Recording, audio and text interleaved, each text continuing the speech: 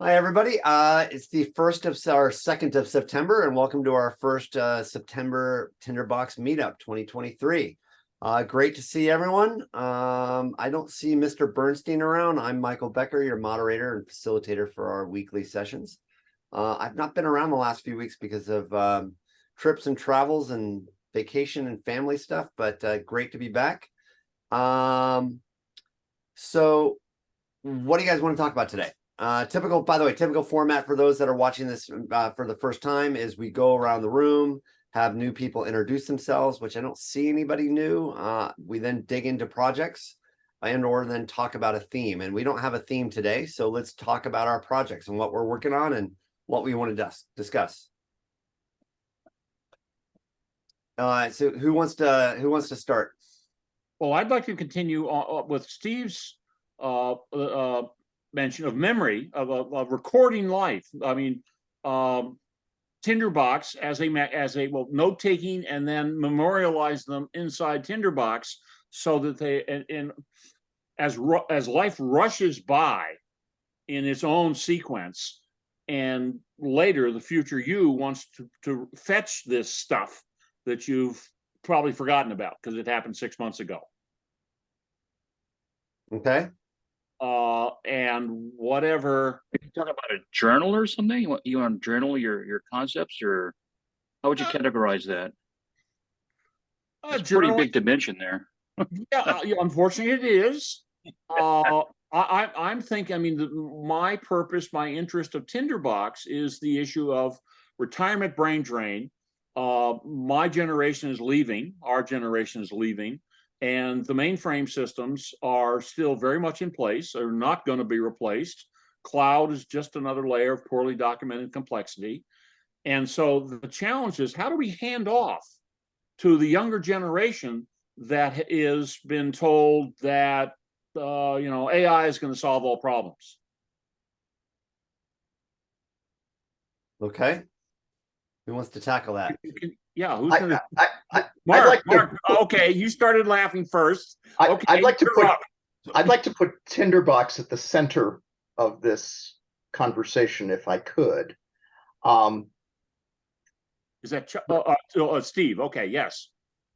And I think if we look at the application itself, there's been a lot of work on getting things into Tinderbox from a variety of different sources and generating a variety of output from the tool in standards-based kind of output. And with posters, we see a lot of sort of the visualization, which is sometimes drawn from the content within Tinderbox, sometimes drawn from external. What I think, perhaps it's just my perspective on things, the piece that I don't think in recent years has seen a lot of advancement is sort of what we're talking about in terms of recording ideas and memory.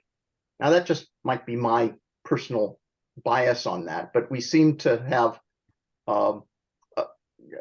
and useful, valuable extensions of the application into the inputs and the outputs. But maybe we might talk about how Tinderbox might be more useful and features of it that might be on the recording side of things, and creating connections between ideas, which is also something that Tinderbox is able to do, but perhaps there hasn't been much development in that. I'd like to hear other people's perspectives. Is my depiction a fair one? Yes. Okay, so what are others' perspectives? Do we have any? Yes, Mr. Anderson.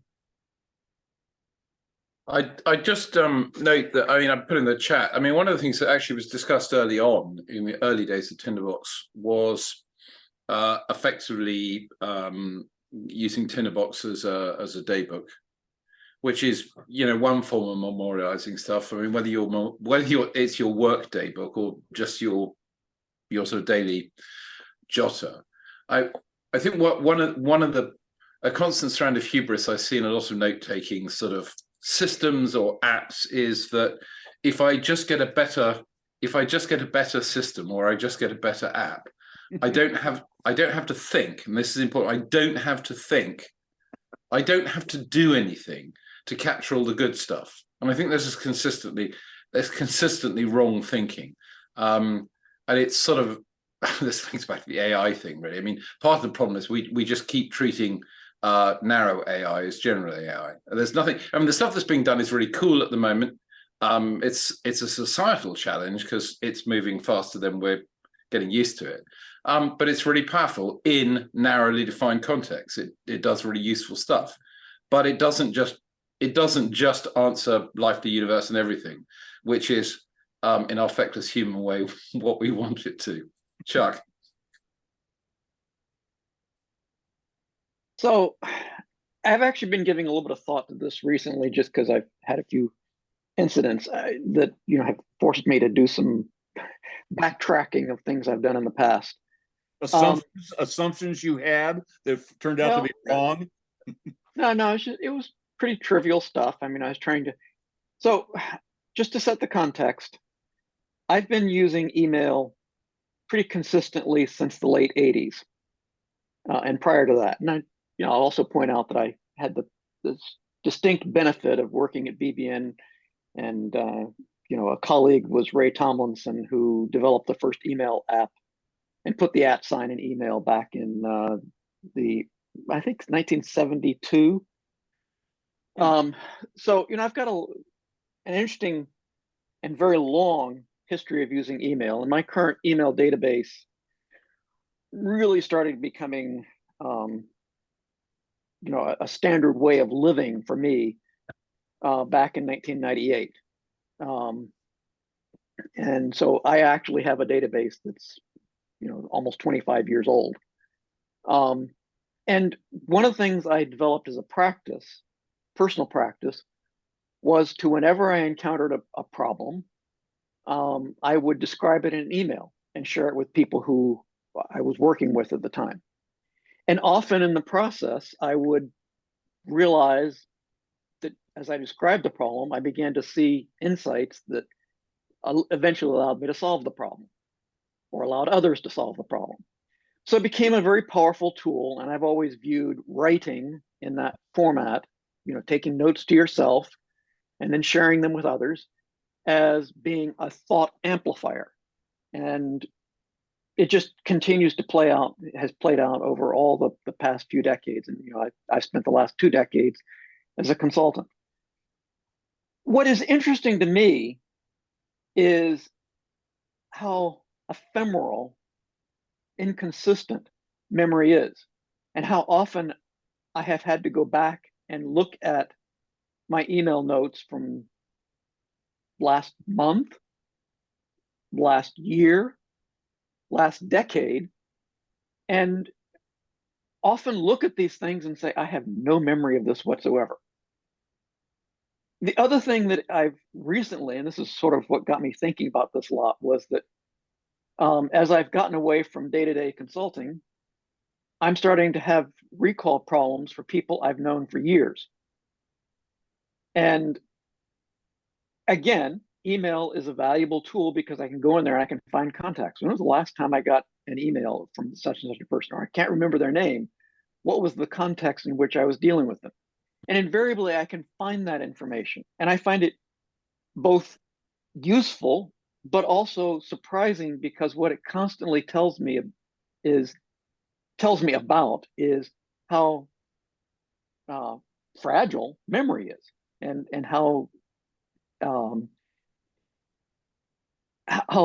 it can easily be warped or shaped in ways that I never anticipated. And I'm dealing with my own memories, my own thoughts and processes.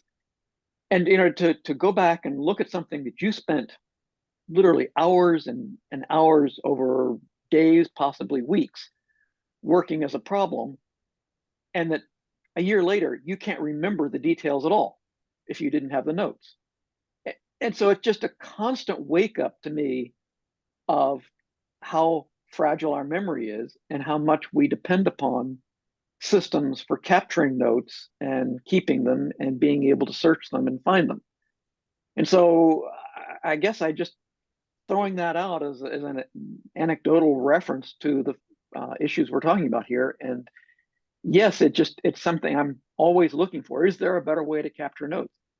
And I'll just throw out the other one that I have recently, over the last few years, started using is recognizing that my smartphone with its camera is another way of taking notes. And that I can go out and not only capture an image, but have that image time-stamped, located, and if there are people in the image, my iPhone app will, help me find those people and connect them. If there are trees or plants, I can look up what they are. And the thing that just circled back on me this week was Apple's Photos app has this facility whereby it will create memories for you. And at first I sort of thought, that's silly. That's just kind of a game they're playing there. I mean, it's neat, but is it useful? And I've recently started discovering that they're putting up memories for me that I'd largely forgotten about again. And so again, being able to go and look at those images replays the events, but to the point made, I think, by Kim earlier, you're getting not just, actually, I think it was Kenneth, but whatever. You're not getting the same memory, you're getting a replay. You are rehashing the memory back into your own brain. And that leads to different interpretations of the events that you experienced years ago. And at least in the photo realm, I found that that's often somewhat surprising that, I look back at these photos and I have a totally different perspective of them than when I was there in the place at the time. And so I think there is something very important here, and that this is perhaps an element to future mankind, is being able to better capture our life history in a way that's meaningful.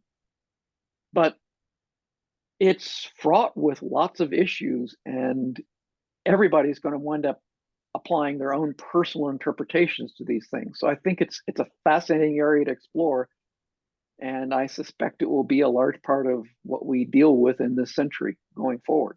Just my observations.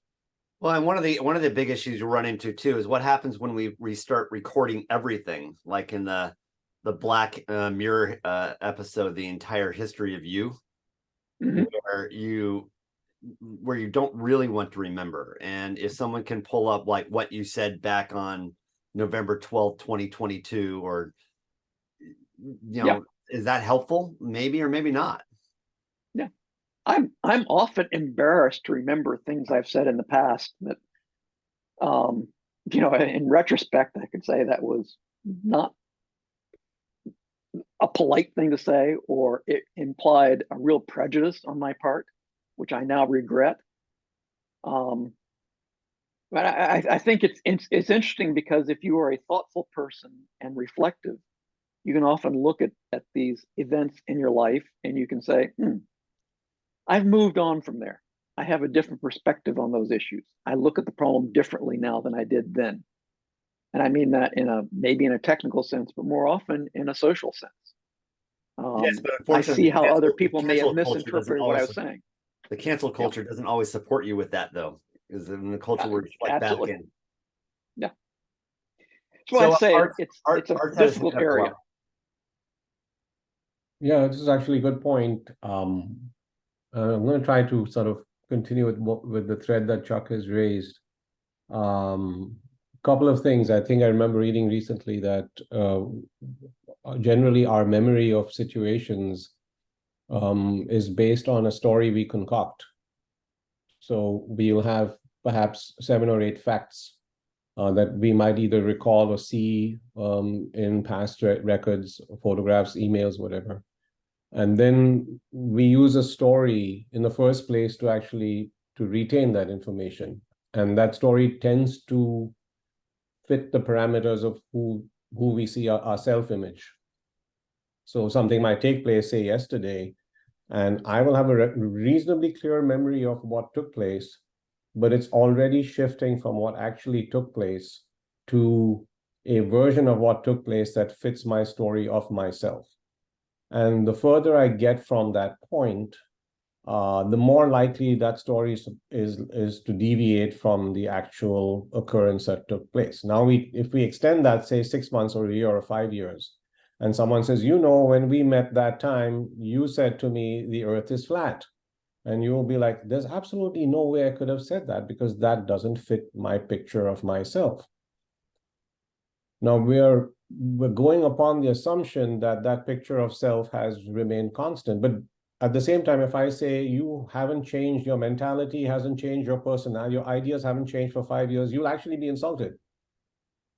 Maybe that's ridiculous. I'm constantly changing and evolving. So there is a dissonance out here that we actually don't even take the trouble to rectify.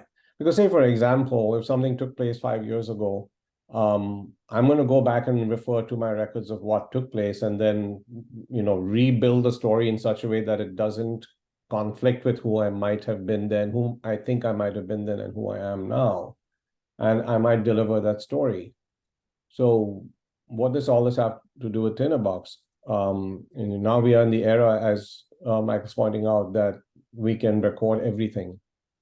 So typically I take a note. I have a thought, I take a note, and I try to fill it with context. I timestamp it so I know when I had that thought, because I'm seeking somehow to reclaim that story as it took place of myself. So now at the end of a day or 2 days or 5 days or 10 days, I have 100 notes, each timestamped, each contextualized, each with a little reference as to, with a comment field attribute, you know, stating exactly, this is exactly what was going on, what I thought, what my conclusions were. Now, just like I have, what, 3,000-4,000 photos probably on my Apple, which I'm never going to look at again for the most part, you know, I'm sort of driving at the point, is like, really, how important is it what we do, what we think as individuals? And we may have 1 million thoughts in our lifetime, 10 million thoughts in our lifetime. How relevant really is it to civilization and to other people and to the context of who we want to be in this world? Got it. Interesting. Next. Tim. I was thinking this topic really talks about knowledge management. You know, there's so much information out there. And I'm actually trying to pull that information up, which I'm trying to pull up right now, called the 5 C's that Michael kind of created.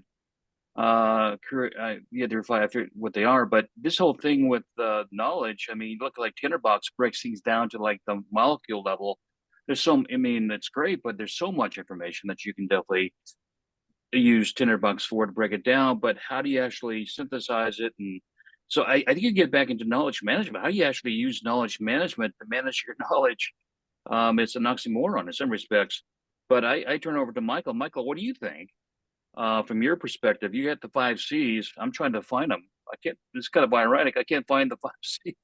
Well, the 5 C's, just to reiterate that, are, it's nothing. Right. I mean, and just so you know, my inspiration of that was, as a marketer, I wanted to come up with a pithy label term that would help me understand the steps.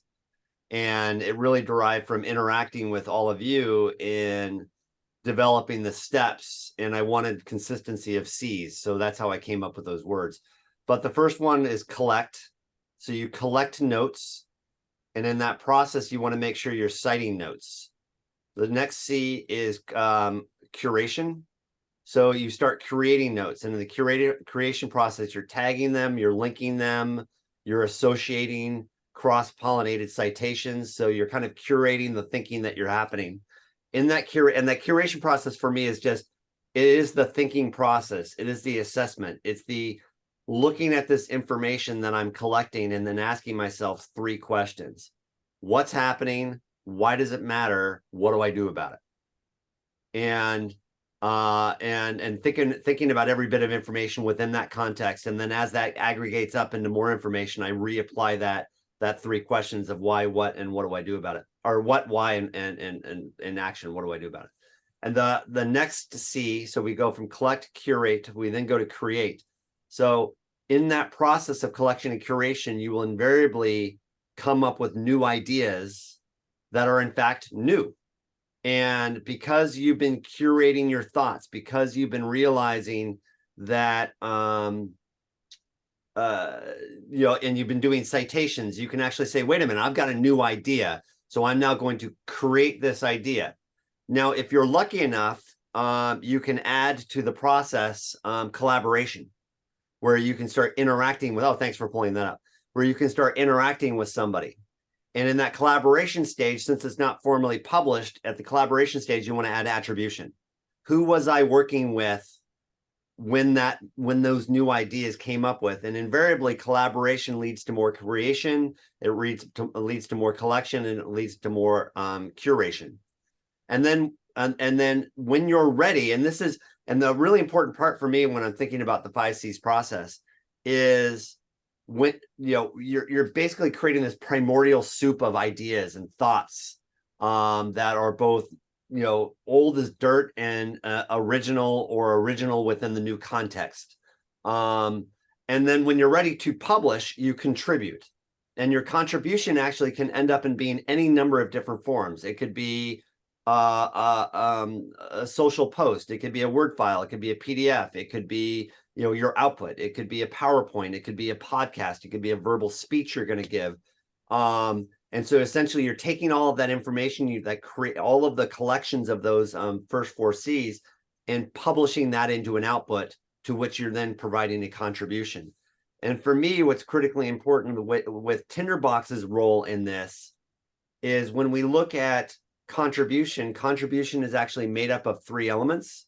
It's made up of your content, the words that you're putting there, the thoughts that you're putting down, the words coming out of your mouth, and it's made up of design.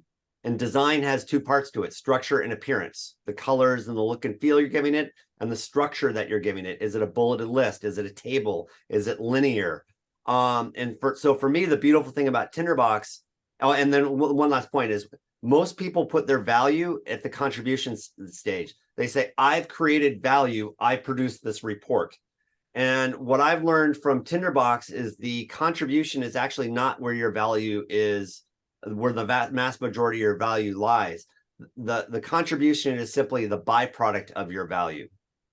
The value, when you are creating value in the first 4 C's, you're only demonstrating that value that you created in the contribution. And I think people often miss that. And for me, when I think about thinking in knowledge management and personal knowledge management, the realizing that is critically important, because once you realize that your value is actually created in executing the first 4 C's, not in the 5th one, you will take that extra effort to properly cite, to properly annotate, to properly curate. And sometimes it only takes an extra 30 seconds to get that citation. Or maybe sometimes if you go down a rat hole, it could take a day or 2. But you find yourself saying, I'm okay with this because I realize this is where I'm creating value. It's not in that byproduct. It's not in the byproduct, that final report that I'm pushing out.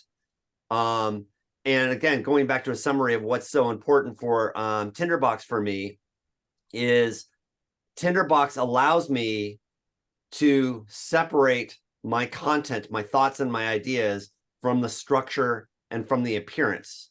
And so that way, when I'm getting ready to provide a contribution, when I'm getting ready to publish an output on demand, I can create any structure I want with any design, with any, take any content that I want and apply any structure and any appearance I want to it pretty much on demand, which is driven through judicious use of templating capabilities that Tinderbox affords, and then the action code that you can use to be pulling that content together within the context that you're giving it.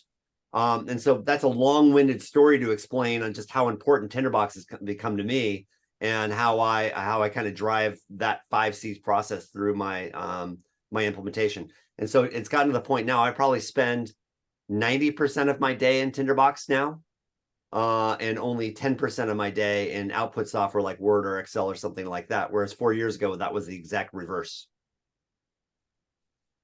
Yeah, so that was my contention in terms of knowledge management, because I got the same. Totally understand, David, what you're talking about. It's just like there's so much information out there. I mean, day to day. I mean, there's like years and years of emails, whatever. How do you collect all this information? How do you actually pull it, synthesize it, and try to use it? And so it's not just general. I'm just thinking, just general. It's knowledge management. I mean, 5 C's, wherever you want to use, but that's why there's so many note-taking apps out there. How do you actually correlate it and get things organized? Well, of course, Tinderbox can do that, but it ain't easy. I don't know. I just wanted to share this with everybody. But yeah, it's maybe like a knowledge management. It's your system. You have to create your own system to actually make it happen. Here's one here that Michael talks about. It's great. I love it. But anyway, I just want to share. That's it. No, that's really good. I think the challenge for me in that process though is agents are also obviously useful.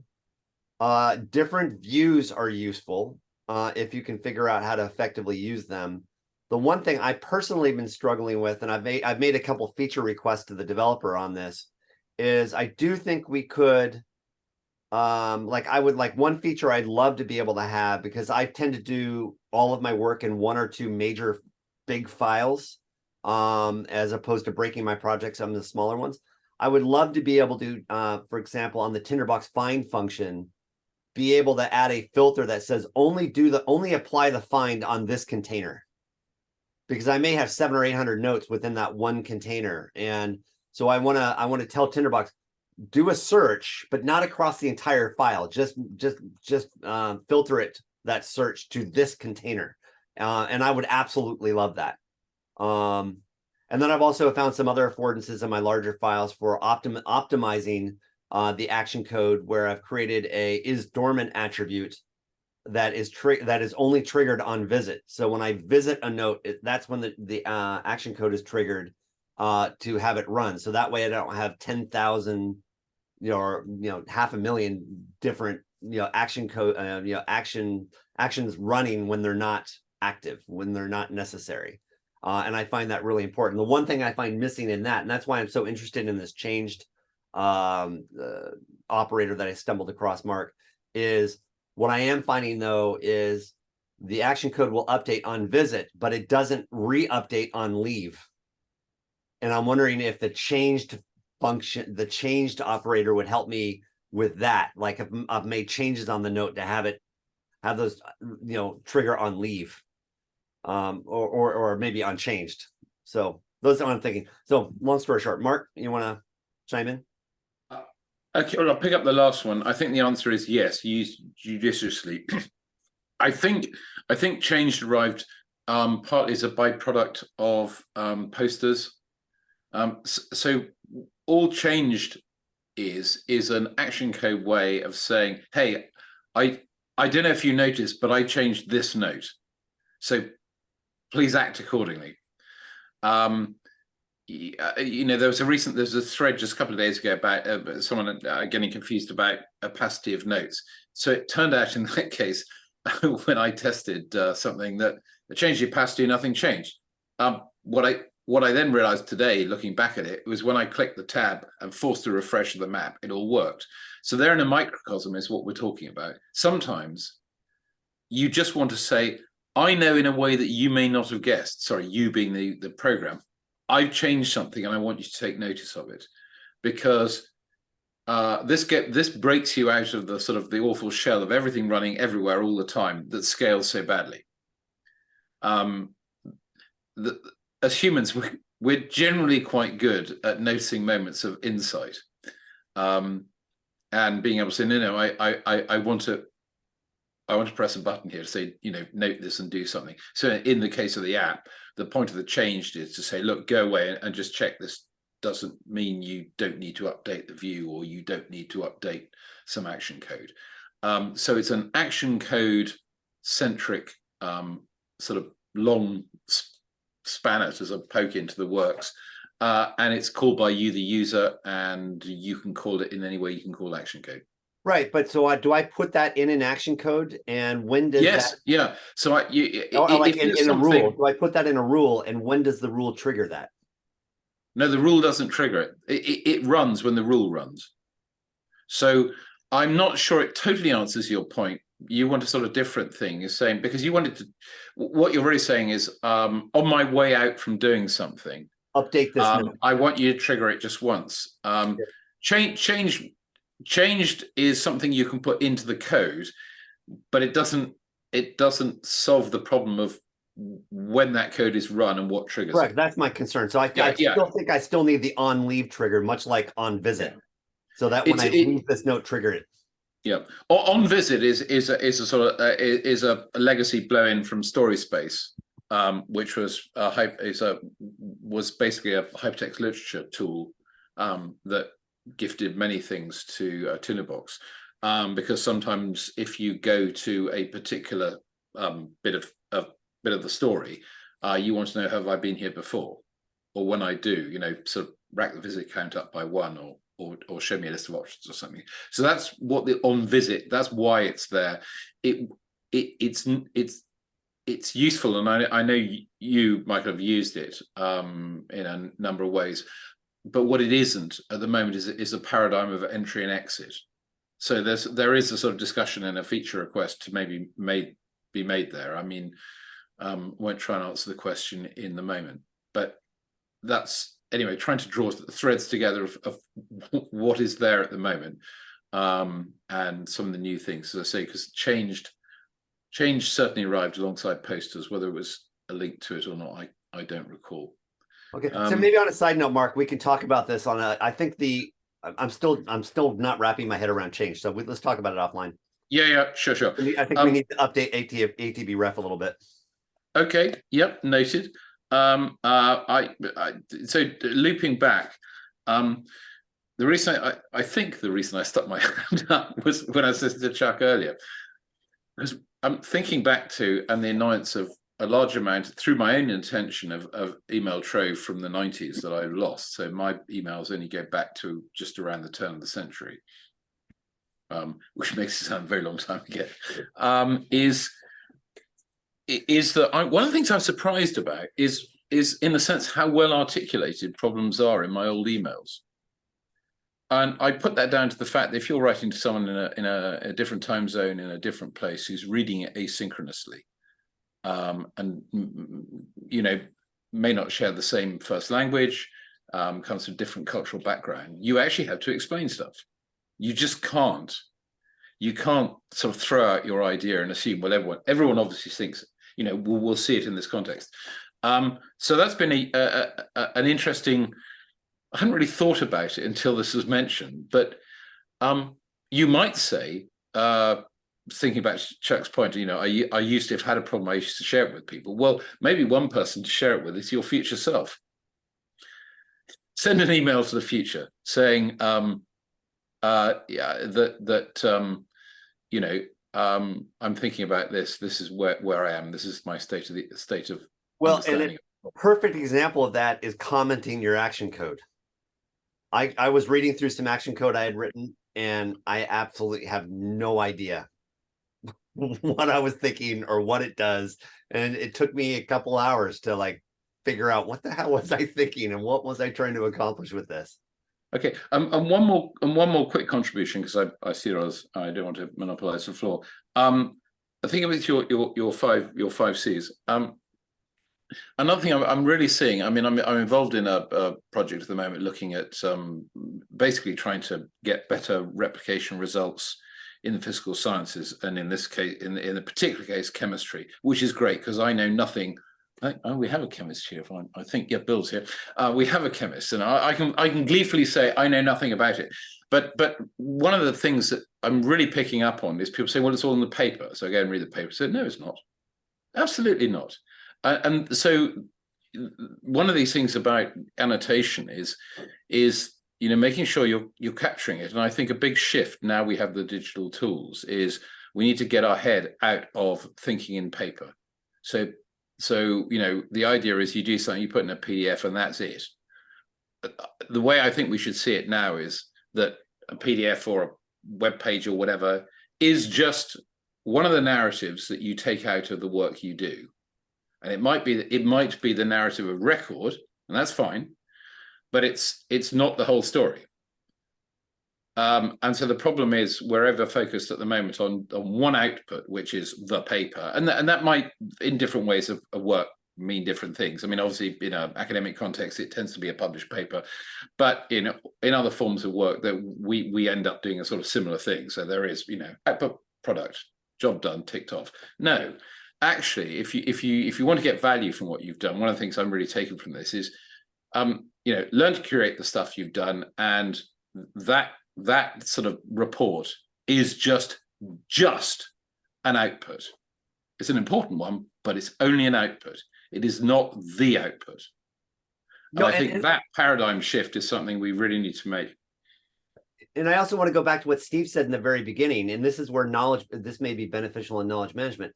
If you recall your notes, you'll end up invariably creating new thoughts, new ideas, retransforming those original notes into something different, potentially saving them into a different place.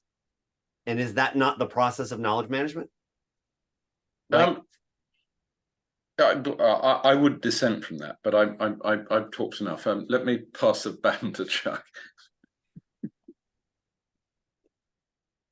Okay, I just wanted to circle back to some of my earlier observations and really say that I think the relevance to Tinderbox is I've shifted my thinking about what role Tinderbox might play in my way of doing things, my future life in a way, to really focusing on the curation aspect of things.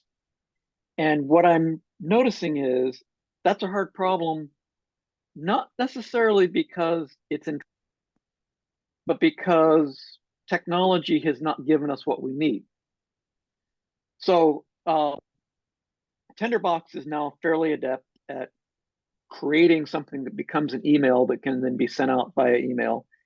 It is not yet adept at working through a large database of past emails or at receiving and automatically indexing and curating, if you will, email responses to email threads you've been involved in. Similarly, we look at all the photos we take, and on my iPhone or on my version of iPhotos, I can see all the metadata, and it's very powerful. I've got location, time, place, people, all kinds of stuff. I don't have that when my daughter takes a picture and shares it with me.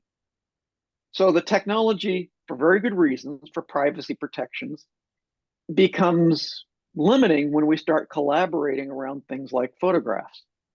And what I'm thinking about Tinderbox is, how could I get Tinderbox to be the tool to go into something like an email library, to go into something like a photos library, to go into something like a Devon Think document library, and begin to help me build and curate that information, find the links, things of that nature. Again, so we have Tinderbox, a wonderful tool for taking notes, for bringing information in. But if we want it to have links and everything, we need to provide that manually. And I'm starting to think, how could we begin to develop some tools to automate curating all that information that's out there that we've accumulated in our lives and that we'll continue to accumulate? And how would that change the way we do things? And so I'm only throwing it out as an observation that we're sitting at a precipice where we can go in various directions, but I do think there is a tremendous power to looking at the curation aspects of our tools and trying to find ways to better integrate them across the different media, whether it be audio recordings, Zoom recordings, or other conference call recordings. The photos we take, the photos other people take that have us in them, you know, the various databases that are out there that we can access. In a sense, this is what the AI systems are purporting to do. And maybe there is something there that we can leverage to a cure. But I think it's also fraught with lots of problems. And you know, what I want to curate is not what other people might want to curate. So I just throw it out as maybe it's a topic worth talking within the group about, because I think we're all interested, and maybe there are some things we can do. I mean, for instance, Detlef has given us multiple tools for either playing around with AI or bringing in stuff from other environments, leveraging lots of very clever mechanisms. You know, perhaps, you know, there are projects we could look at from a community perspective around things like how would we better index photographs and correlate them with other information we have, as a way of curating our lives. I don't know. I'm just throwing it out as something that I've been thinking a lot about lately, and it just keeps coming back. Well, the only thing I know that might have the ability to help with that is Tinderbox right now. Everything else is too proprietary, too unique, too specialized, too cutesy in some cases to be useful. And Tinderbox has all the power, but we haven't adapted it to the problem yet. Just my observation. And I will shut up for now for the rest of the session because I've said too much. Mr. Eddie, love it. Tinderbox is indeed. So yesterday I had the thrill of school has started, and there's a fresh crop of eager beaver freshmen in the finance center. So here are these kids, 18 years old, just eager to make their fortunes with finance. This is at Babson College locally, and this little room has, you know, supplied with Bloomberg terminals, you know, sink the hook early. And my plot here is relevant to this background. I mean, as a professional, that background is a network. This is a very, very, very small example of test data for what a system, a business looks like, a small piece of a business. And I'm looking at Tinderbox as, I mean, obviously Tinderbox is far too complex to show to an 18-year-old business school freshman or sophomore, maybe at the end of senior year, who knows. But how to start them, I mean, I look at, we're going to dump these legacy systems in their laps, and they are influenced by the pernicious nature of Michael Becker looking for a, what was that? A pithy marketing phrase. At least I'm honest. This is life. How using Tinderbox and a constellation of other tools, emails, pictures, note taking, etc., raw note taking, to centralize and document knowledge. That's very appropriate. Knowledge management. It was hot around here. Has gone cold. Whether or not it's coming back again, can't tell. The marketing guys, that's their bailiwick. But how to document just enough knowledge so that you can modify the systems to move forward. This fantasy about, oh, we're going to replace all the systems with cloud or AI. I mean, AI doesn't even begin to look at software. It's completely the foundations of AI are completely inappropriate, and a completely inappropriate tool, as far as I can tell, to deal with understanding software. Interesting.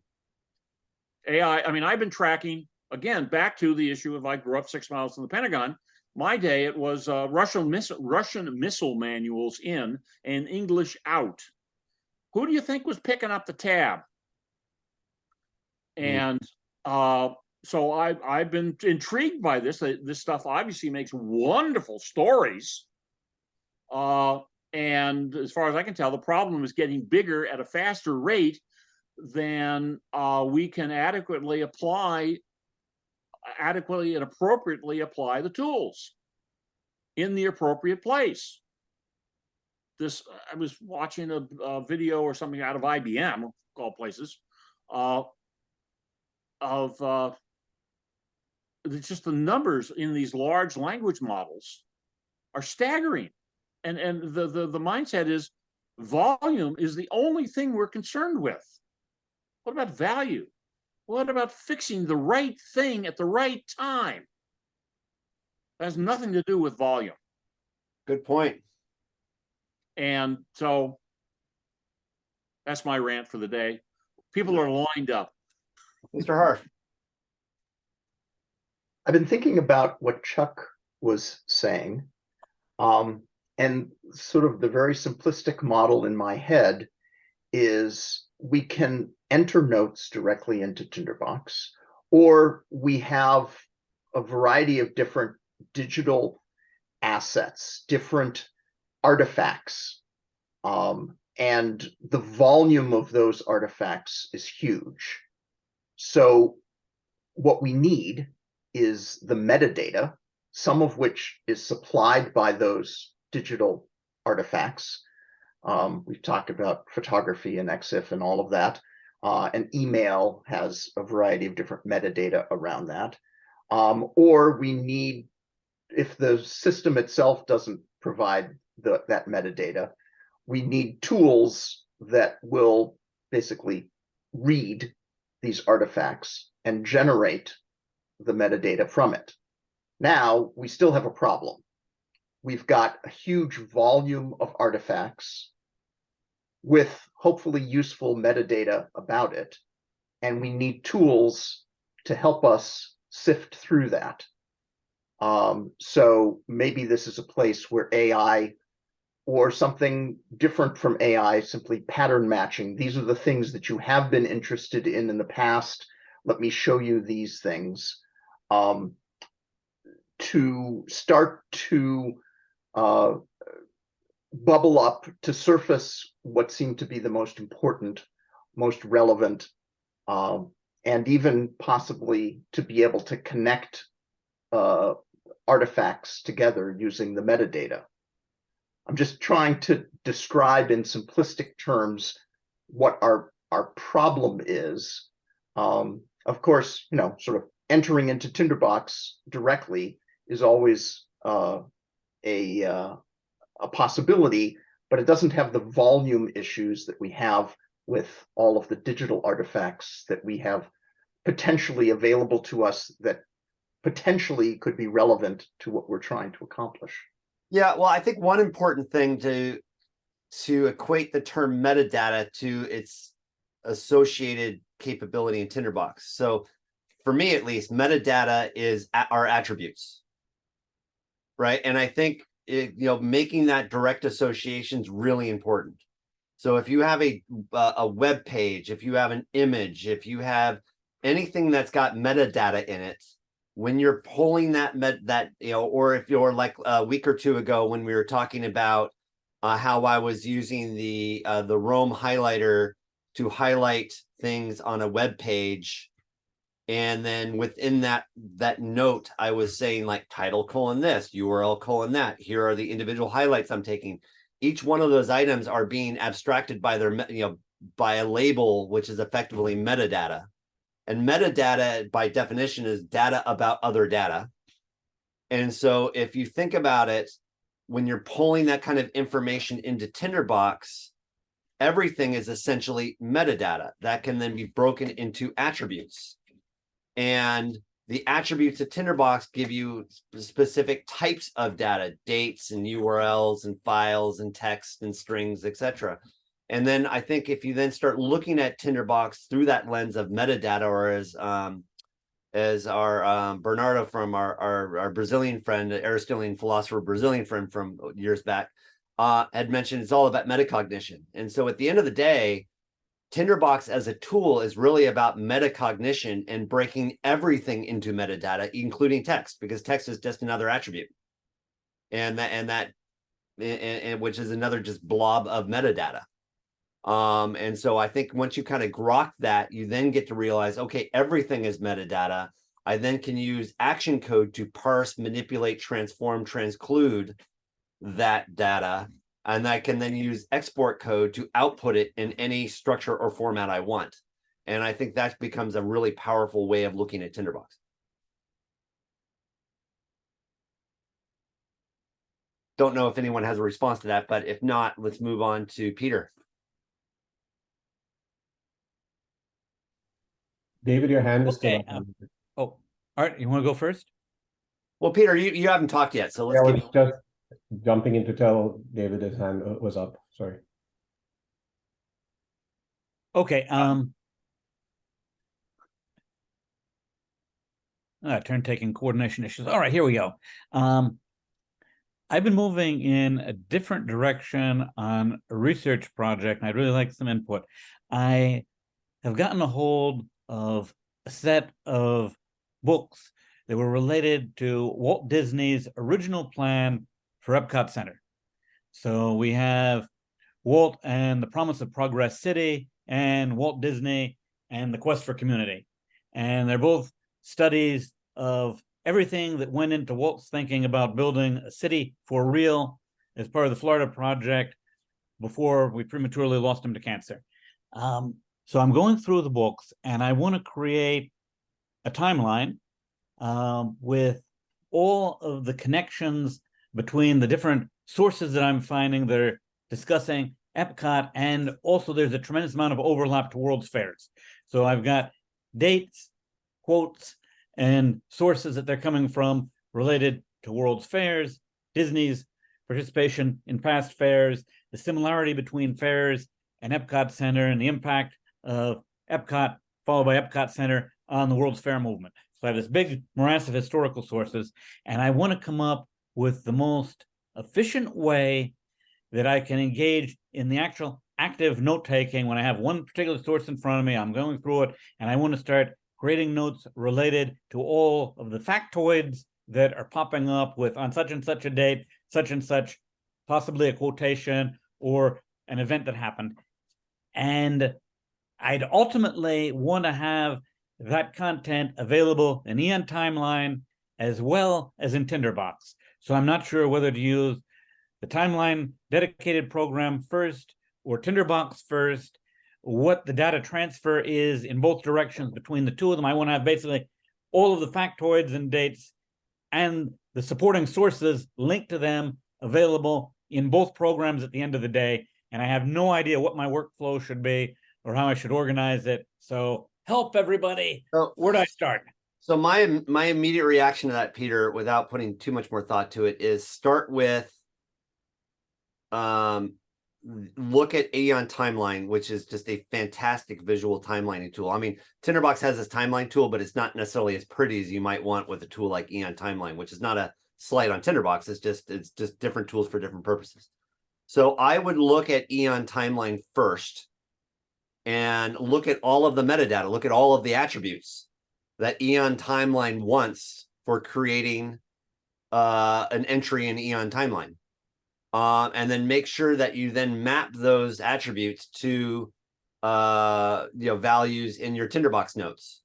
So that way you can, and then what you can think about doing is, if you really want to be seamlessly going back and forth between these apps, you then would want to, so that's kind of step one, knowing what data you want to be coming in and out of the respective systems. Step one. Step two, think about where you want your primary, what you want your primary application to be. Because more often than not, this process will not be synchronous, meaning that the two applications won't be updating each other necessarily. So I would, for me personally, since I'm such a Tinderbox fanboy, I would have Tinderbox be my primary app and have Aeon Timeline be my visualization tool.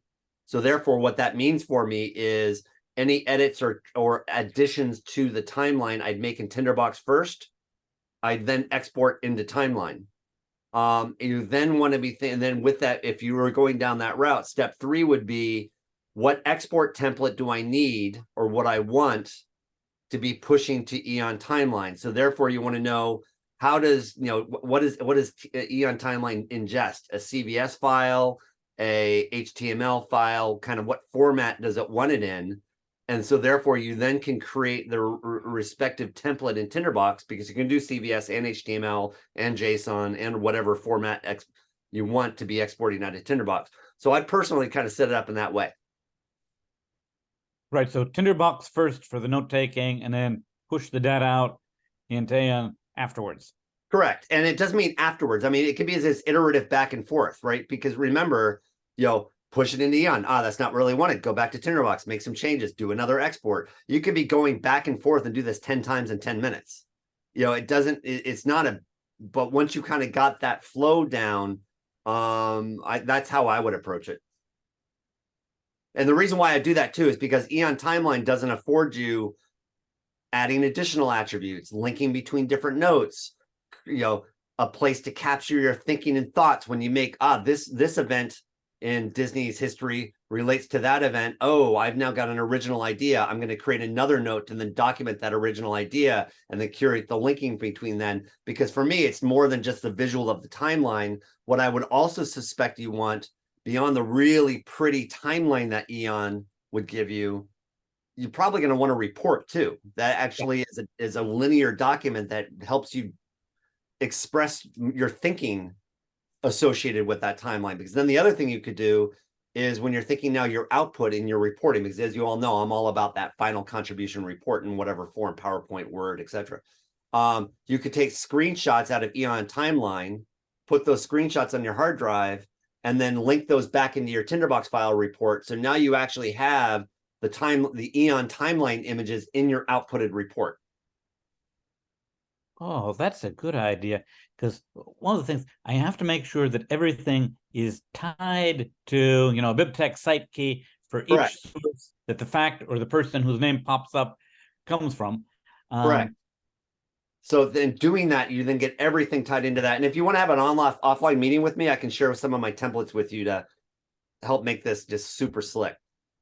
Oh, that sounds good. Because one thing that's been driving me nuts is how many people have it in their head that Disney wanted to have a giant dome over the entire Epcot complex. And I put a note before, linking to Anton Howe's piece, talking about how facts get entered into the historical record and they're misfacts, and they wind up propagating over time because people don't follow the links far enough back to realize that there's an erroneous notion. And this notion of the giant dome over everything is so pervasive. I'd really like to try to nail down how that got started, and hopefully the timeline will help me tease that out eventually. Correct. And so the place to put that writing, the place to put those words is Tinderbox. And again, if you prefer the Eon Timeline visualization, use the Eon Timeline visualization, but bring your writing back to Tinderbox, because Eon doesn't support that kind of linear document writing. And again, they're both great tools. I mean, I use Eon too. I'm not as effectively as I'd like to. That's why I'd like to meet with you offline, because maybe you'll stimulate my better use of Eon. Okay, sounds good. I may sometime during the week we'll find a good time. Yeah, I dropped my calendar link in your in the chat, so you can pull it up. Okay, great. Mr. Anderson. Oh, no, by the way, before we move on, anybody else have any comments to Peter? Mark, is that what your hand was up for? I have got some observations, but I'm very happy, because I've spoken a lot. I'm very happy if anyone else wants to jump in first. No, go for it. Well, so my hand was up for something different, but I was listening to Peter saying one of the things I would note, frustratingly, business decision by Aeon Timeline, they've dropped the rather nice HTML5 timeline support. The best description I can give is they felt that would throw shade at all the other views that are built into Aeon Timeline. I'm not totally convinced. A small core of people who want to share timeline info are somewhat unhappy about it. Aeon Timeline 2 still works if you really want to use web export. I totally accord with Michael's take on this. So Eon Timeline is a timelining app, so can really refine that, which isn't to throw shade at Tinderbox's timeline. but you just get more controls in something that is centered around time as its primary visualization axis. And I think being alluded to by Michael earlier, when I listened to Peter's description, is yeah, I'd absolutely leverage Michael's methods for effectively generating new notes about organizations or people or something, because that absolutely fits. I think one interesting strand that comes up from what you're mentioning is you may be keeping a lot of dates, because when there's a difference between when something was done and when it became public knowledge and how it became public knowledge. So that might track through several dates that you as the analyst in this case, or the researcher, wishes to know, because they're actually essential for you to understand there's a difference between something happening and it being known by a wider audience who then made a judgment upon it. And the joy in that sense of Tinderbox is, yeah, if something needs to have 10 different dates associated with it, you can do that. You just add them in as you want. So I wouldn't. I think Tinderbox is a good place to start. If nothing else, I think it'd be easier to see also if you've got into something overly complex. Tinderbox will make you add a lot of complexity, a lot of nuance to your notes, which might be difficult in something like Ian Timeline, because its presumption is you're not going to have hundreds and hundreds of, not hundreds, but tens of custom fields. You can make them, but Eon Timeline, for those who are unfamiliar with it, actually came out of the Scrivener community, and so it's center ground, although it's not all its users are more novelist people plotting their their trilogy of their great space opera that needs different a different calendar for each faction or this sort of thing. So it does really cool and funky stuff with timelines, but in the wider sense, it's still probably, I think, the best timelining tool around. The problem with most timelining things is, so for instance, there are various web libraries you can use, but generally I find them all fail because they normally test their code by putting it into doing something like, here's a picture of me aged 1 through 10. That's not how data works. It's real data tends to be massively lumpy, and so good visualizations are actually remarkably hard. Real quick response to Max. So Max is asking, so there is no method to export to Eon Timeline 3 from Tinderbox. Oh no, sorry. You can put data. You can move data backwards and forwards between Eon Timeline. I haven't done it for a bit. I over the years took it upon myself to make sure the two talked, because I guess there'd be some intercommunication. It's just that if you want to, for instance, if you want to take the really nice timeline that the old HTML5 timeline, it's taken the same route in a way that the argument about Tinderbox. Well, if you want to show it to someone, get them to use the demo. But I think we all know that asking someone to install an app that they don't know that's very rich doesn't quite work like that. They can load a file, but it requires a lot more hand-holding. So you can do it in a room with somebody. But if you're going to send it to someone on the far side of the globe in a different time zone using a different language and say, just install app, open this file and it'll work, I think that's a bit of a stretch. Circling back, an interesting thing that I forget who it was now, is raising about AI. An interesting point, and this again, I'm seeing this in the current research I'm doing, is it can't find what isn't there. So one of the big problems we have at the moment is it's not an engineering problem. It's a social problem. It's a social engineering problem. If we don't write down the interesting things, there's no way that the magic statistical 8-ball is going to find it. And I think this is something that people are losing at the moment. I'm seeing this in this project I'm working in, which is sort of trying to do reuse and replication. And it keeps doubling down on the technology. If only we design a better process. So all these processes work conceptually. So linked data is wonderful, but it isn't going to find what isn't there. And that's the problem. Why people aren't finding stuff is the metadata that they need isn't there. And somebody else brought up the fact that that it's sort of it's metadata all the way down. Yes, it is. The term I think I'm beginning to use is meaningful metadata. an awful lot of metadata is counting the countable, and we're all guilty of this because it's easy to record what you can record. The bummer is when you finish, you haven't got anything useful. You've got something that tells you all the stuff you already knew. What it doesn't tell you is about all the dark knowledge that's in between the things you know. That, you know, all those holes where you know there is something, the connections you want. So my takeaway from that is that one of the things, and you know, Tinderbox is as good a tool as many, is when note taking, think sort of changing your thinking rather than recording process of what you did, much of which is recoverable, especially if you're following a process being your own or a published one, then that can be reconstructed. What can't be reconstructed is why on step 3 you decided to do something completely different that you know that then proved to be really useful later on, because Magic 8 Ball won't find that. And I'll stop on that later. Nice. Art. Yeah, hi. I'm sort of still stuck on the topic of metadata and kind of echoing what Mark's been talking about just now.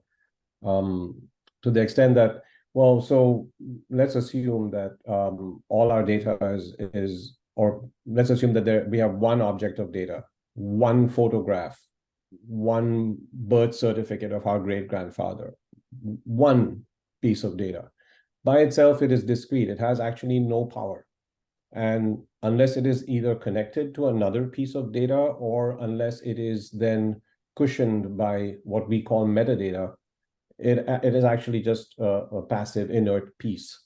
And assuming that probably our greatest value as humans is to assemble chunks of these discrete bits of data and then add value by surrounding them with meaning, which then again has to have concordance with the story of our lives and who we are and how we think we matter. In that context, I find Tinderbox is like the best hub application I have come across, because I can keep coming back to it and I can keep adding those contexts and that metadata, so that even that photograph that I took 4 years ago that may have a meaning to me today that it did not have 4 years back, I can then add to it. I can say that photograph meant X to me 4 years ago. It means Y to me today. And then perhaps with intent, it might mean Z to me tomorrow. Yeah, so that's basically my concurrent thought on it. Well, and the nice thing I like about Tinderbox on that note too is, unlike other software, say like an Excel or a Word, where you might try to put that information, Tinderbox lets you capture all that information, and in any immediate context or moment, you can push the stuff off to the side that you don't want to pay attention to, and without necessarily destroying it. Whereas if you're in an Excel file or Word file, when you're especially in the crunch time of getting your report written, what do? You delete it and then move on to get your report done. And you think, oh, or you'll create a version of that file and you say, I'll remember that, I'll come back to it later. And invariably you never do. Whereas in Tinderbox, it can be there in the file and you can push it off to the side. You're not deleting it and you're not saving it into some other document. So therefore it's there for you to rediscover later, which I find really, really powerful capability. This is a really great point. And actually, there were a couple of threads this week that were going on the forums, which are to do with like, and I think it was Paul Walters or Sumner, one of the two, that said that you don't necessarily have to use the same tool for everything.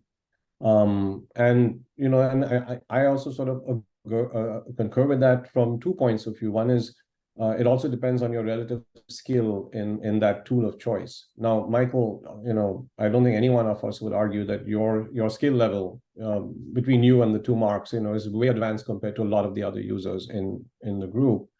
Pathologically so, I might admit, but that's perhaps, yeah.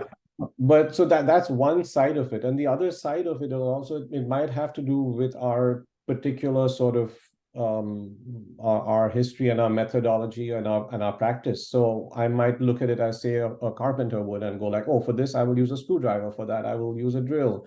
And you know, maybe it's the kind of wood that forces me to use things differently. And in the same way that I might have a project where I know I can accomplish so much incremental formalization and data management all within Tinderbox, in the box, so to speak.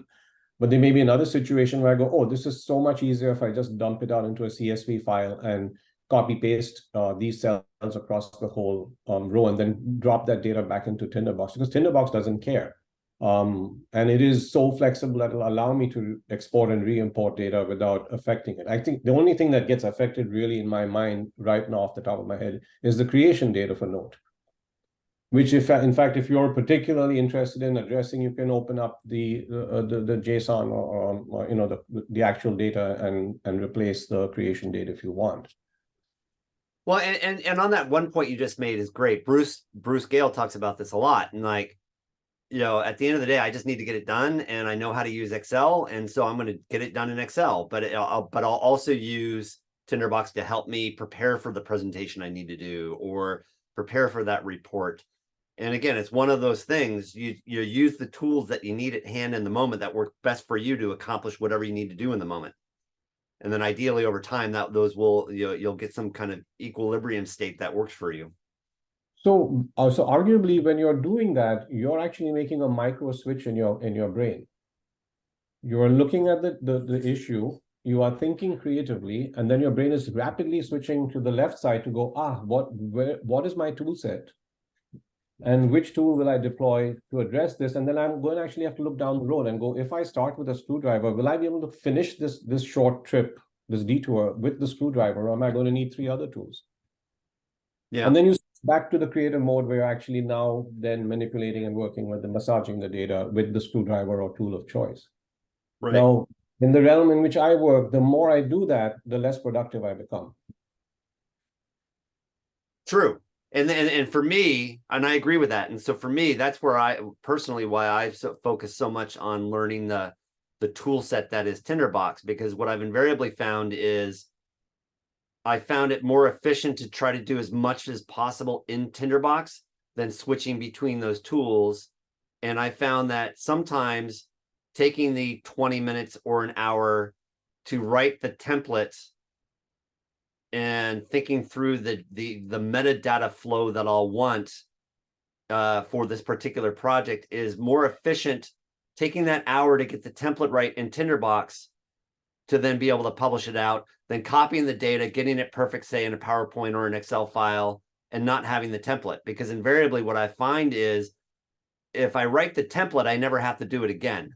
And so I can, and the next time I need that, I can just keep reproducing the work that I'd leveraged the work I'd done before. If I'm messing around with it in Word, Excel, or PowerPoint, I'm going to invariably have to do all of that work over and over and over again, because those tools don't afford the automations that Tinderbox does.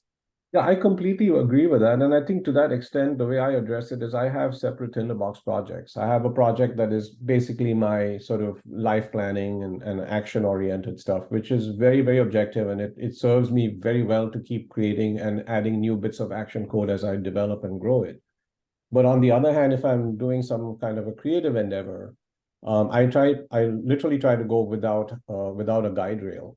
And I try to go without structure. And there's actually a method in that madness, because I'm trying to stay unpinned from structure. And I read about a writer once that actually every time she finishes a book, a novel, she will destroy all the methodology and all the techniques she used to write it. Wow. Basically burn the bridge behind her so that she doesn't rely on that for her creativity going forward. Right. So this is a key issue for me. And in fact, why I keep coming back to Tinderbox, because it actually allows me to float without forcibly structuring my data as I go. And or I can just strip all the metadata out and I have the raw data again, and I can rebuild from that using the cement and the sand and the raw material. Well, on that floating, I think you raised a really important point. And again, another reason why I like Tinderbox is Excel forces you into a tabular thinking. Word forces you into linear thinking. PowerPoint forces you into bulleted thinking. Tinderbox is that unstructured bridled thinking. But yet when you want bullets, linear or tabular thinking, you can get it in Tinderbox. Yeah, I don't think I can speak for PowerPoint and stuff because I don't use it that much. I think most of the realm in which if I'm not in Tinderbox and I'm doing something, it would either be, of course, drafts because everything begins and ends in drafts, but also things like numbers and even pages, because really at the end of the day, until it becomes that discrete bit of data. Like, Well, I'll give you a small example. Supposing at the end of the day today, I sat down, I got like 5 minutes to recap my day. I would probably just jot it down in drafts or a text edit document. And then I may come back to it 10 minutes later and break it down into 12 Tinderbox notes, potential Tinderbox notes. Well, and on that note, and you're the one that taught me this. So like even for these meetings, if you were to look at my screen right now, I have drafts open and the notes I'm taking for this meeting are in drafts. Yeah, And yeah. what I'll do is I'll then move it over to Tinderbox to curate it when I get ready to publish the output for today's call. And when I make that word is equivalent to pages, numbers is equivalent to Excel. Yeah. And one of the important things that I think is critical to think about this, like the PowerPoint example, when you're writing in PowerPoint, you're writing in bullets, and the whole point of that medium is to summarize it to the 3 or 4 bullets as a thought trigger when you're conveying some kind of verbal output to individuals, which it's a great medium for the context and its purpose. But when it becomes the primary medium of knowledge creation which is apt often for enterprise, what ends up happening is you end up forcing yourself into that already limited, refined thinking at the beginning. It also limits your ability to cite or to write broader paragraphs to capture what you meant by those 4 words. And, that medium of thinking, if that becomes the primary and only tool for capturing all your thoughts, can literally lead to death. And what I mean by that is, I'm kind of leading the joke here, but it's not funny at all, is the Challenger shuttlecraft, when NASA did a final assessment of what caused the shuttle to blow up, one of their findings was PowerPoint. That when they went back through all of the presentations that the engineers were giving, the risk signals for, hey, the shuttle might blow up, were actually in the presentations, but there wasn't enough detail in the PowerPoint slides to really highlight that risk. Yeah, so but then this is it's a very sad thing to have happened, but now we're raising a whole other issue because literally it is the engineers versus the executives.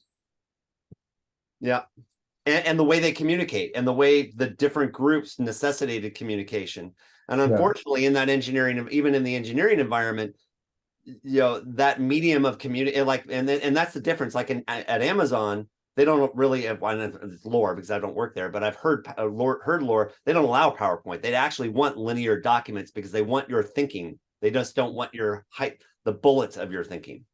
They should use Tinderbox. Yeah, I agree.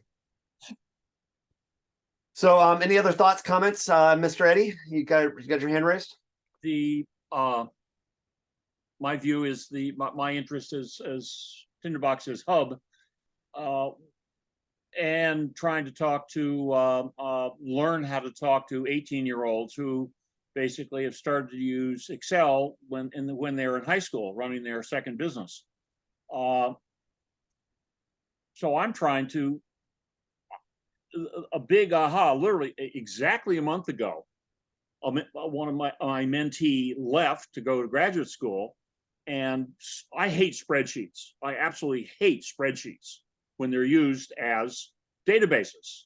And I've started to ask, when you're building a spreadsheet, are you a programmer? My guess is that most people say no, doing a spreadsheet is not programming, which I think is incredibly fallacious. Those assumptions that are built into manipulating numbers, undocumented assumptions, implicit. I'm trying to come off my hobby horse about hating spreadsheets and getting down to the lingua franca of these 18-year-olds who, they're running with the bit, they're charging out of the house. I got to talk to them. Lump me with these delinquents because I'm terrible with databases, and primarily because of that sort of that hidden factor. Like, I don't know what the shit I'm missing. when I look at a database, and especially something like FileMaker, you can create a new database and accidentally forget one field and then messes everything up. Whereas in Excel or numbers, I can look at my entire grid. If I need to copy and paste. Yeah, but when the future you opens up that spreadsheet, you want to fill in the blanks? Can you remember what you were talking about? What you meant?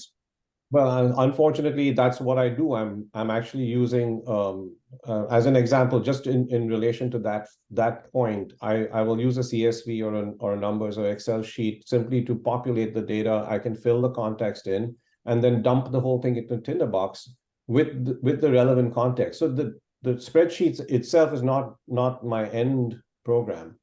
It is simply a tool for me to get my data rapidly organized and cleaned up and throw it into a database or Tinderbox, as the case may be. I'm just saying it's a very fast tool to get certain things done. Oh, absolutely. But and to me, this is when these kids are here on 4 years and they're sprinting through this experience. The spreadsheet is that's all caps, the lingua franca of their experience. I think because they see, they can see the kind of things that they want to do by looking at the database. I've consistently found that kids, Gen X, Gen Z, the younger kids have a capability of addressing far more bits than people of our generation tend to on average. But maybe they're not able to construct it into a larger and better picture, but that takes years and experience and knowledge and understanding and depth, which they can't get from a spreadsheet. But it's certainly not going to help them on their discovery of self and their life journey. It cannot hinder. It's only an unfolding story. To be continued. To be continued. Fabulous. Okay. Anybody have any other thoughts, parting ideas, remarks in our last 8 minutes before we run off to our Labor Day weekend? Let me check the chat here too. I just throw in one thing I actually just put in the chat. I mean, I think drawing together some of the threads, I mean, a really interesting thing that Tinderbox does unseen is this is the paper I'm presenting next week. Is people keep telling me hypertext is about clicky things on the web. It's actually far more. I mean, I see it more as a mode of thinking, of stepping outside the linearity on which most of us have culturally grown up, and it allows that flexibility to leave space for the things that we don't yet know. Oh, wow. And we're all doing very different things, but I think it's a really important. Sorry, go ahead. Say that again. Hypertext is a mode of thinking, the ability to step outside of our of what? The linear. The linearity. So most of us, I'm looking around. I imagine most of us, you were brought up on, writing essay outlines and our work culture is about outputs and reports and things. And none of those things are bad because they all go to a purpose. But when you're dealing with the incomplete, especially when you're doing knowledge work, thinking or recording or researching, not everything is known. And this is a problem with, the tech side of things suffers massively from tech determinism in a completely false assumption that everything is known or can be computed. No, not unless you've got a human meatbag in the loop. And it was really interesting. I keep seeing people now saying, "Oh, this AI stuff's really useful," but of course you need to have a human in the loop. Well, Kel's agrees, because still we have a far better understanding of the nuance of our language and the way we use it, and the way we make often seemingly random connections, which are hard to do just on a statistical level, and even just statistical co-occurrence of words or phrases doesn't necessarily have a meaning. It does things like, I can write an essay in the style of Hemingway, but that's cute, but is it useful? I don't know. Maybe for selling double glazing, but not for anything, not for real knowledge work, I don't think. It doesn't mean that all these things won't get better, but where I think a sort of hypertextual tool is really useful, even if you never use that word and never think about it. Just having something that doesn't force you to do things starting at the top left of the page and finishing at the bottom right is incredibly useful. And funny enough, the Tinderbox maps are peerless in that. I mean, they sort of come out of spatial hypertext, which actually was a sort of more rigorous thing, because spatial hypertext originally was about a sort of AI trying to parse out that, you know, you are the thing that of where you are. So where you are on the map is what you are. Sorry. Yet Tinderbox maps are far more flexible. I can just leave a hole in the map that actually just looking at the map tells me that I don't know, there's clearly something there. You know, these things are not those things, and they are not close together. Now, encapsulating that in a linear form is really, really hard. And so that's why I think, you know, this is why that I sort of still cleave to the tool. I think it's marvelous for that. Whether it makes it better, whether it's better for writing shopping lists, I couldn't say. Huh. I think I'm going to go back and read more into spatial hypertext. It's one of the things that I didn't sort of see that as the provenance of Tinderbox, but certainly as I was getting into Tinderbox, what struck me really like a slap across the face almost is the multidimensionality of it. The very fact that you can have two discrete bits of data that are completely unrelated and see them at the distance at which they would normally be in a map view, and you can rapidly shift to outline view, and then those two things are right next to each other or sorted in the same container, is incredibly powerful. Very quickly, because I see, sorry, very rudely, because I see David's hand up. Just to say that actually, Tinderbox sort of inherited its map from Storyspace, and Storyspace, talking to Mark, didn't derive. It's almost a parallel creation, but it is akin to what spatial hypertext does, and I think it's a good way of thinking about what the map is. In other words, it's just a hypertext you put on a map. You don't even have to draw any lines. That's the really cool part to me. Yeah. Your mind can cope quite happily with the fact there are things across the screen that have real meaning to you that don't have any formal structure that says you have to read in this thing. And then I'll shut up. Sorry for the mic drop, because I'm going to have to bounce as well. But I'll pass Dave it Rogers, you get the last 2 minutes.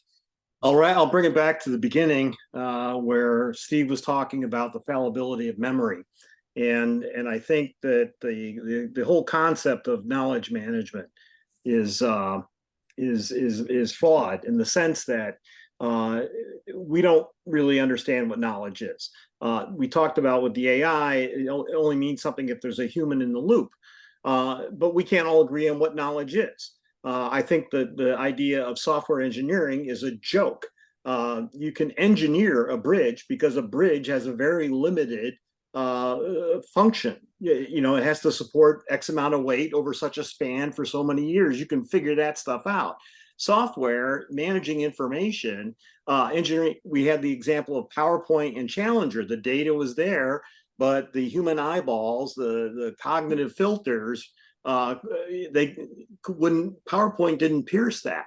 So I think where the real money is to be made, and I don't think we're going to get there, is introspection and understanding how human cognition works, what our biases are, you know, trying to get to what reality is. I mean, we can't even tell people there are whole swaths of humanity who can't agree on basic facts. And so the idea of knowledge management to me just seems like grasping at straws. We really need to figure out how human beings think. And we're not rational creatures. We are, you know, as one book said, predictably irrational. In my experience, human beings mostly reason backward from their feelings. They see some information, they take some information in, they hear some information, it engenders a feeling, and then they resolve that information on the basis of what that feeling is. And if it makes them feel good, then the information's true. If the information makes them feel bad, then it must be wrong. So I don't know, Tinderbox can't fix that. But and most of our problems are right here between our ears, not in our silicon chips and our code. So That's a very valuable comment, and also it underscores the fact that there are these enormous cultural variations on our planet. We don't think the same, and in fact, we're almost grouped into ways. And the same data for one country is basically terrible and incredible for the other country. We're almost designed to be pitted against each other, I think. Yeah, yeah. What we do here is fun. You know, it's amusing, but it's scratching the surface, and it's totally ignoring the genuine problem that is going to overtake us here very shortly. I mean, we know what's coming. We know we're not talking about it. People are starting to talk about it, but we know what's coming, and we're doing nothing about it. And how would you summarize in one sentence what that genuine problem is? That we are not rational creatures, that we're emotional beings, and we are ruled by our desires and our biases, and we cannot act rationally. We are confronting catastrophe, and we are not responding rationally. And if you think about that implication, modern economics is based on the idea of the rational being. But yes, that's what the whole Freakonomics thing tries to debunk. Yeah. I like the whole biblical idea behind it. I mean, the Bible obviously didn't talk about dinosaurs, but the idea of the flood of Sodom and Gomorrah, the idea that human hubris ultimately ends up in causing this cleansing action. Every civilization before ours has collapsed. We are no different. Totally. So we're waiting for the flood, basically. Buy a boat, loaded with Tinderbox. All right, gentlemen, we're 2 minutes over. I got to tell you, this was really fun today. I wasn't sure what we were going to talk about at the beginning of the call, but I just absolutely love how this evolved. It was super interesting. And Bruce, I love your final quote here. I just realized there's an entirely new reason for attending and enjoying these meetings. 90 minutes of robust conversation and no 1 second of it devoted to U.S. politics. Completely agree. That's just awesome. Thanks. Oh, wait a minute. Someone was poking at the edges. There you go. Awesome. Well, everybody, this was fabulous. If you have thoughts or ideas for next week's session, let us know. And have a great Labor Day weekend. And happy holidays. And for those that aren't in the U.S., have a great weekend. Bye. Bye. Bye.